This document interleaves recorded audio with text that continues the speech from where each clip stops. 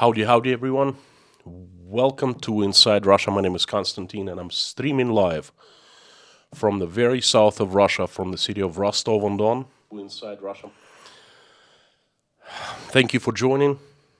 I'm not going to have a message for you today. Instead, I'm going to share my personal subjective opinion, my personal experience, and my fears. I'm going to tell you how my personal fears are growing in Russia. Without further ado, let's jump right into it. I'll start with this. Has any one of you ever participated in a boxing bout? I did. In senior high, I had 2 competitive fights. I was fighting for my city cup, the boxing cup of Rostov-on-Don. I had gone for boxing for about 6 months prior, and I loved it, absolutely loved it. I had 2 fights. One I lost, one I won. Unfortunately, doctors did not allow me to box further because I was very nearsighted, and boxing is not good for your eyes and eyesight. Well, when you getting ready for a fight, and you know that you're going to fight a very strong opponent, and it's going to be a significant fight, about a day before you start feeling anxious.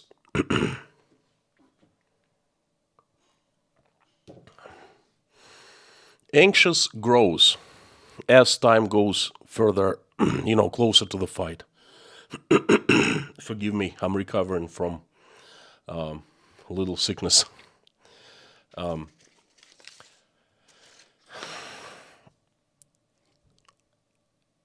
The anxious culminates to the highest point when you get into a locker room and your buddy or your partner or your coach starts taping your hands and you put the boxing gloves on. It's very close before the fight. Then fear kicks in. This fear, you cannot control it. No matter how brave you are, no matter how great of a boxer you are, you start getting fear, primal instinct. Because your brain knows you're going into something risky, something dangerous, and it sends you signals, okay? Not just me, I had the fear, but all the boxers, we shared our feelings before the fights, and even professional boxers. I heard it from Mike Tyson, from Muhammad Ali. He was telling the same thing. You cannot control this primal fear. It gets so bad that you start shaking, your hands start shaking. But you keep on going. But the second you get into the ring, and the bell rings, ping, and the bout starts, that fear is gone. It disappears. Your body switches into a very pragmatic mode. It starts, it's like mathematics, okay? It starts calculating how to dodge punches that are thrown into you, how to move, how fast to move, how far to move, how hard to throw punches at the opponent. Your mind is occupied by different things, but there's no fear. The first time it happened to me, I was absolutely amazed. And it's such a relief, okay? Such a relief to hear that ding, and the bout starts. Because even if you lose, I was knocked out when I lost, okay? One time you're standing on the ring, boom, you don't know what hits you. Another, next second, you open your eyes and you're laying on the ground. But there's no fear. It's like, okay. Anyway, at the end of the stream, at the end of the, in the end of this story, you'll understand why I started my stream from this fear before going into a boxing bout. I'm going to take you a few steps back to 2004. I had spent 9 years in the United States, and I made a conscious decision to come back to Russia and live in Russia. And guess what? No fear. Fear was not a word in my vocabulary back then, okay? That was very opposite from fear. The feeling was optimistic, bright, joyous, exciting. There were opportunities in Russia. Opportunities to grow, opportunities to work, to make money, to make good living. Markets were growing. Everything was just booming, okay? The government was not a bother, okay? It was almost non-existent. It did not interfere much with our lives. Mafia by 2004 was almost non-existent in Russia. Everything was just absolutely great. Freedom of speech? Come on.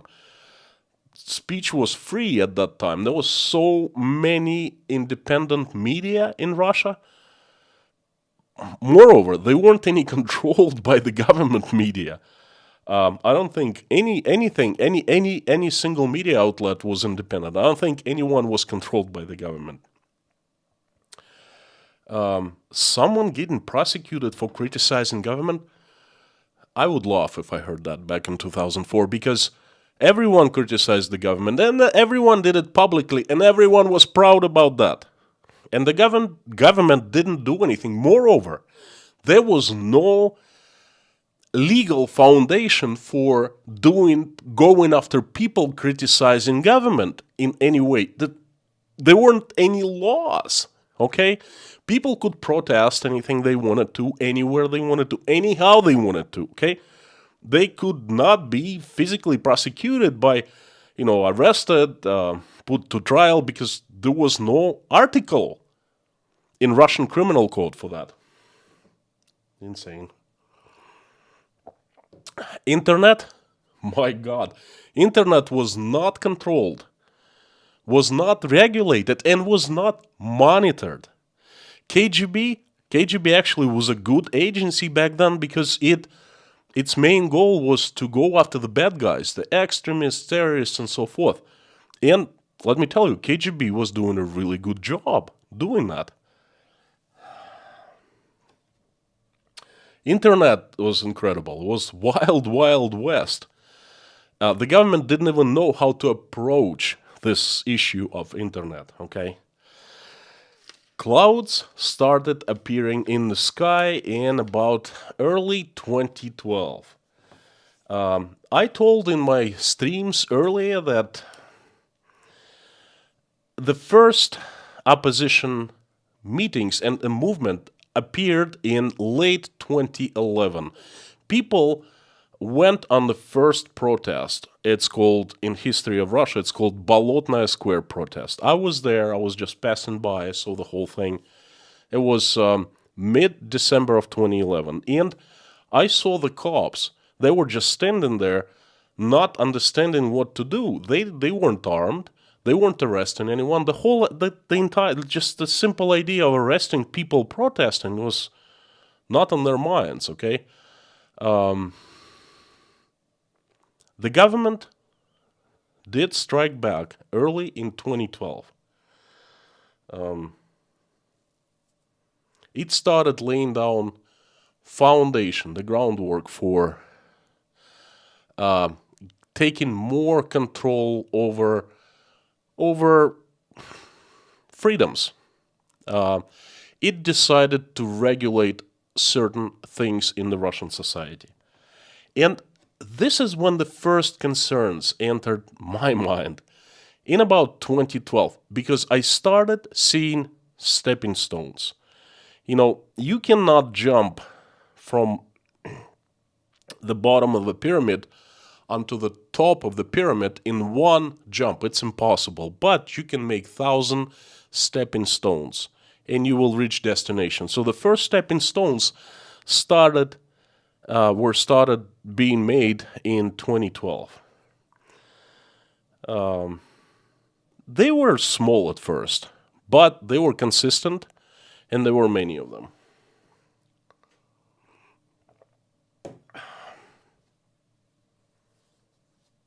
Control of the government started increasing.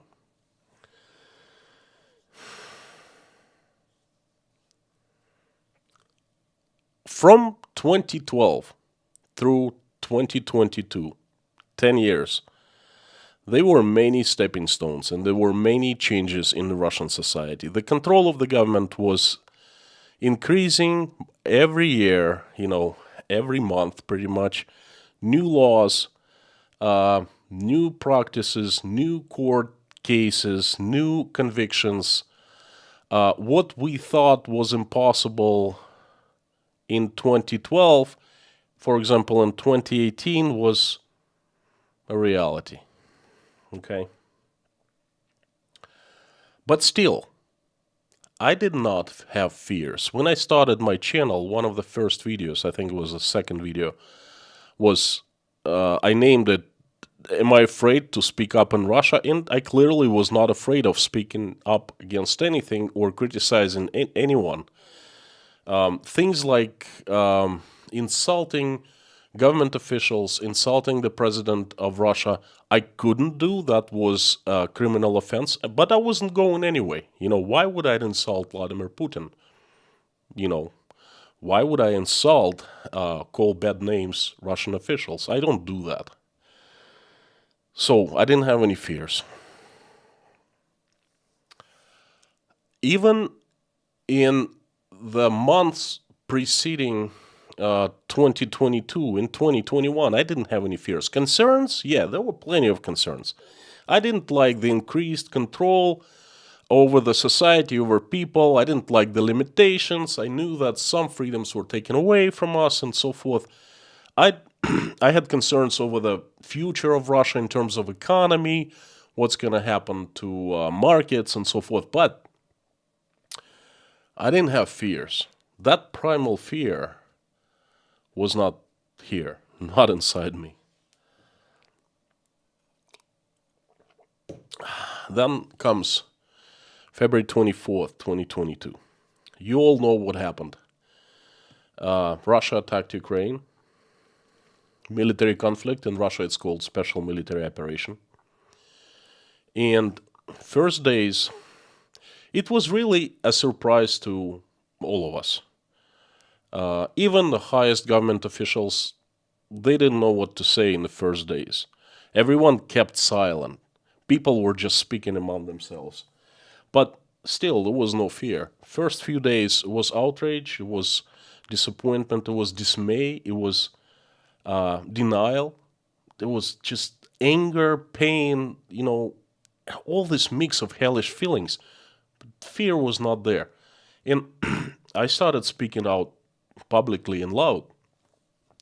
But then fear entered my life in about, I think it was a few days after the start of this event. The prosecutor general, the head of prosecutor general, issued a statement saying, hey, if you spread disinformation about what Russian army is doing in Ukraine, then you're going to be a subject of prosecution. We warn you. Okay? And that was the first ring of a bell. And that was small fear. Then, very soon, new laws appeared that made speaking certain things publicly a criminal offense that is prosecuted by up to 15 years in prison. 15 years in prison. Capital murder, well, the first-degree murder in Russia is prosecuted less than that. 15 years. That's when fear entered my life.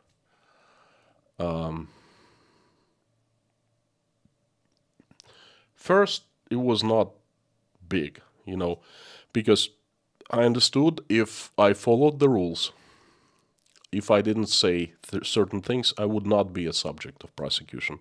And I control myself pretty well. I have not said anything that directly breaks the law or the laws, and I didn't say anything that I can be prosecuted for, okay, over the streams, because I watch what I say. And a lot of you have noticed, and a lot of you have commented how I choose my words carefully, and I bite my tongue sometimes. But hey, this is the new normal. This is the reality in Russia. But again, that was just the beginning. The fear increased every single week, every single month.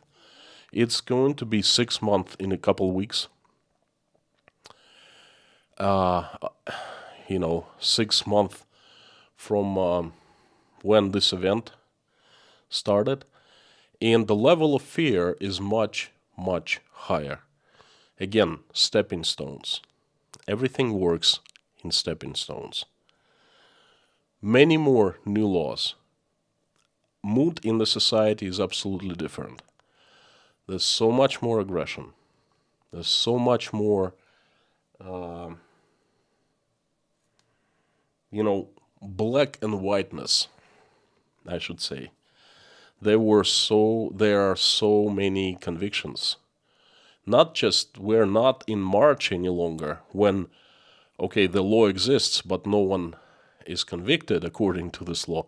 There are convictions, and the people's doing time now. They're serving time. I fear many things these days. And for example, I fear that people who I know a long time would gonna cancel me for my beliefs and for my opinions. And I fear that I might cancel some people who I know and who I like for their opinions and beliefs. Not a good feeling. I fear speaking out, speaking up. I fear speaking on the phone, okay? When I speak to close friends, mom, my wife, and very inner circle, so to speak, I started watching what I say because I fear. Although I don't say anything illegal, okay, I refrain from calling certain events certain names and so forth. I go by what Russian law says. I still fear. I fear that when I am in public places, for example, at the restaurant, at the observation deck of a building or something, at a stadium, I fear that when I speak to my wife or a friend and I share my opinion, I fear that a stranger sitting right next to me might not like that opinion and would snitch me out. I fear that. 6 months ago was just unimaginable.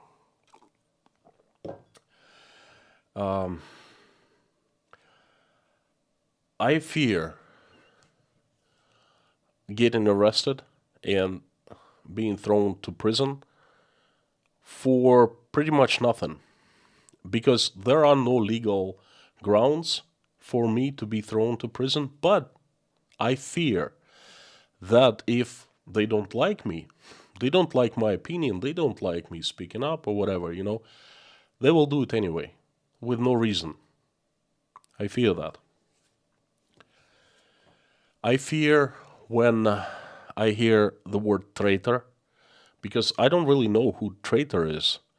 But I fear when I I read the Telegram channel of Speaker of Russian Senate, Duma, who says that people, puts in Telegram, in his personal Telegram, that people who go to faraway places to wait out hard times that are here in Russia now are traitors. I fear that. I really fear that. I fear that when I hear from the top Russian official who says that, well, perhaps people, speaking up their mind is good, so we know what's really on their mind, and it's going to be a purge, and it's going to be good for Russia. I fear that. I really fear that.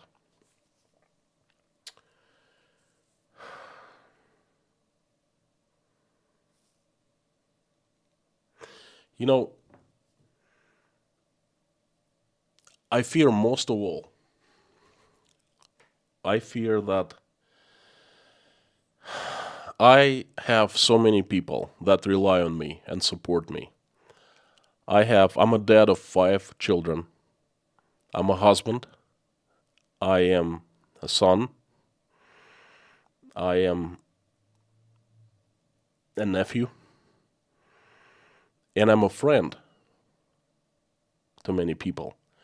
And I fear if something happens to me, that I will let people who rely on me and who I support, I let them down.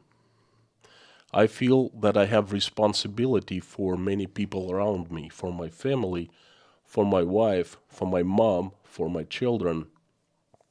Something happens to me, no one's gonna be around to support. That's the biggest, the hugest fear that I have inside.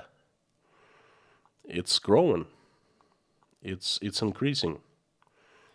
You know, I'm not I'm not a young kid anymore. If I was in my 20s, I would probably fear for myself. Oh, if I land in prison, whatever. If I don't fear that. I fear that I won't be able to bear the responsibility, okay? I won't be able to perform my duties that are to people who rely on me. Before I feared government mostly, and now I start fearing changes that are happening in the society. I start fearing there's so much more aggression. There's so much more black and whiteness. You either on one side or another side. You cannot be in the middle. You have to pick your side. You have to speak up publicly who you are and things like that. It's not too terrible, but it's way far than it was back in February and March. I fear the changes. I fear what's going to happen to Russia in the future economically. I see bad signs. I see lots of troubles on the horizon. I see the trends, and they're not very good. I fear isolation that my country is under right now, and it's increasing. I fear Russia being canceled from everywhere, and Russian people are going to be considered not welcomed anywhere. I fear that. That's a really, really bad feeling.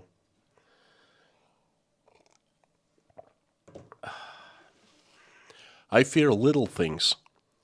For example, I accidentally put something like a picture in yellow and blue colors, that doesn't mean much, it has no hidden meaning or anything like that, but someone would see it and would snitch, and I would get in trouble for that. I fear that. I fear saying something that I don't really mean, but it can be interpreted by a bystander as something that doesn't go along with a line and report it. I fear that too. Little things, big things. There are so many things that I fear now. Some people say that it takes courage to go out and stream every single day these days. But, I'm sorry to disappoint you, but I'm not courageous. I fear. I fear very much before every single stream. It's a boxing fight. It's a boxing bout now. You know, remember I told you about the boxing? How before you go into the ring, before the bout, you have this primal fear. Well, this is it. Every single day, I feel like there's a boxing bout, and it doesn't stop. It's just increasing. Except for before real boxing fight, your hands shaking. You know, you so it's like primal fear that consumes you. No, it's not like that.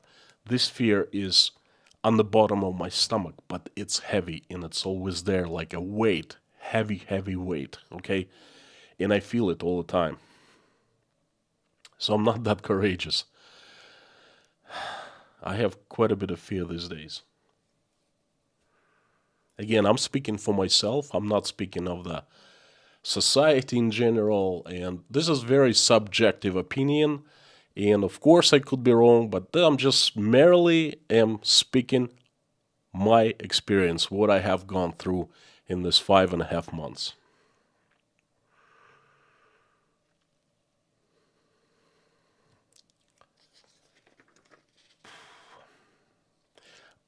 You know, a lot of people are saying that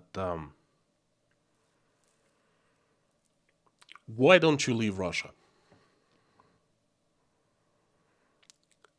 Before you make a post like that, I understand you, like many of you posted this comment, but before you do, try to put yourself into my shoes and try to understand where I stand. Why the hell do where I should leave Russia? I was born here. I was raised here. My language is Russian. My people are Russian. My culture is Russian. I am as Russian as it gets. All my relatives are Russian. And, I did live outside of Russia. I was very curious. I like the United States very, very much. I absolutely admire the country. Two of my children are American. My first wife is 100% American. And I spent there 9 years, but I made a conscious decision to come back and live in Russia. I spent 2 years in Uzbekistan. I spent 1 year in Ukraine. I lived in other countries, but I made conscious decision to come and live here, to build my life here. And I worked so darn hard to be successful in this country. And I like it very, very much. Why I need to leave Russia, to get away from this fear. I don't want to have this stuff around me that creates fear. I want to live in the fearless country. Okay? I want to live in the country where people are not prosecuted for saying things.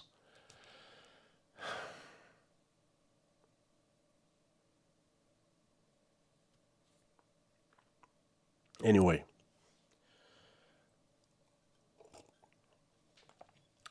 to sum up, the fear is growing. It started small. It was non-existent for me. Before February 24th, I didn't fear anything. It started small, stepping stones. It's been increasing,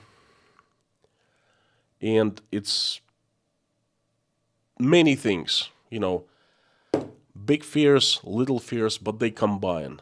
Okay, they multiply, and they become one huge fear that is inside and is constantly is felt, and it's affecting me mentally, psychologically. I don't know how to say right, mentally or psychologically, and it's not making me happy. Okay, that's what is going on with me. My friends, so my message is usually of two parts. First part, well, my streams are of two parts. First part is my message, and the second part I turn on the comments to converse. To, I really like speaking to people, answering questions. I feel energy. I give out and I receive back. Comments, questions, they make me think sometimes. Some people go as far as supporting me financially, give me super chats. That's much appreciated. But today, there was no message. It was just I shared my experience, and I shared my fears. And you know what? For the very first time, I don't really want to converse today. I I don't want to turn on the comments, and I think I'm gonna cut the stream short, half an hour. I know a lot of you like to converse with me as well. A lot of usual suspects, you know who you are, and please forgive me. I don't want to read the comments, I don't want to answer questions. I don't want to receive super chats today. That's too emotional, you know. Please forgive me. Please come back tomorrow. We will do that, I promise. I want to finish the stream with a prayer. You know, a couple days ago, I'm reading through most comments that people leave after my streams or my videos.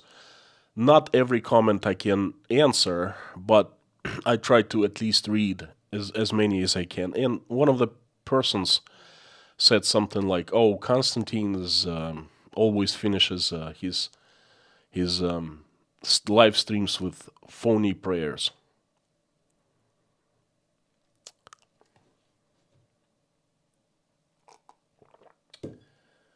You know, I would like to invite you to my phony prayer. And I'm asking you and I'm begging you, please, join me in my phony prayer. And I hope that us praying together will make a difference. And I hope this phony prayer will bring the results to some people and will change the world at least a little bit to the better. So, will you please join me in the phony prayer? Thank you.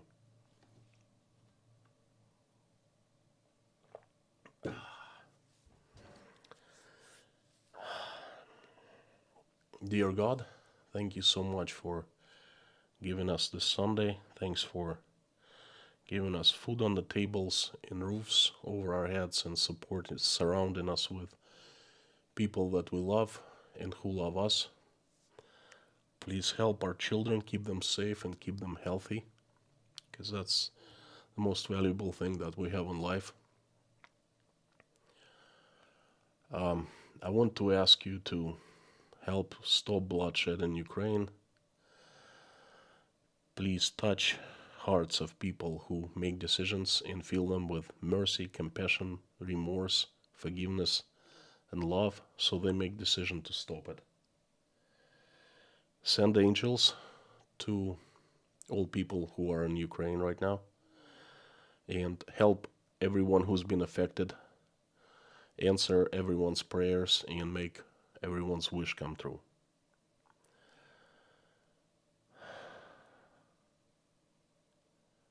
I would like to ask you to help all people who are in fear of prosecution, in fear of that people will go after them for their opinions, for their beliefs, for things they say, and for things they do.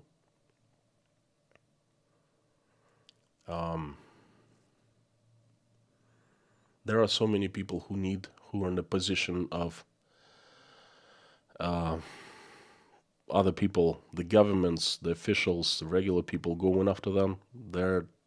They need help. Please help them.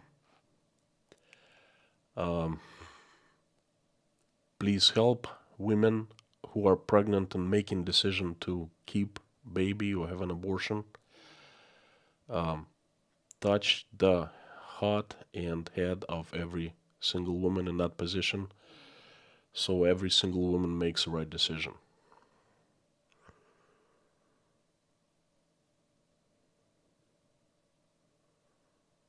Please help everyone who has joined me in this prayer and praying and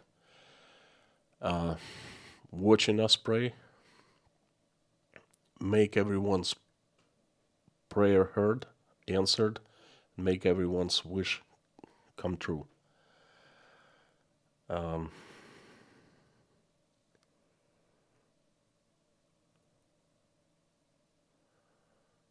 Please send more love to this world, because we really, really need it these days. I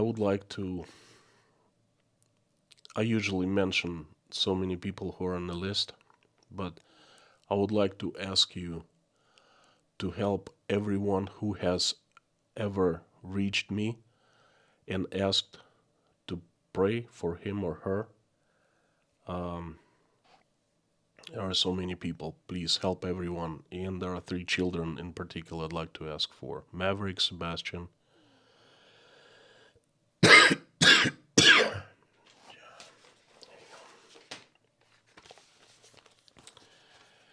and Britzel Anders. Their families need miracles, and they also asking for miracles from you. Thank you, dear God. Thank you so much. Jesus, amen.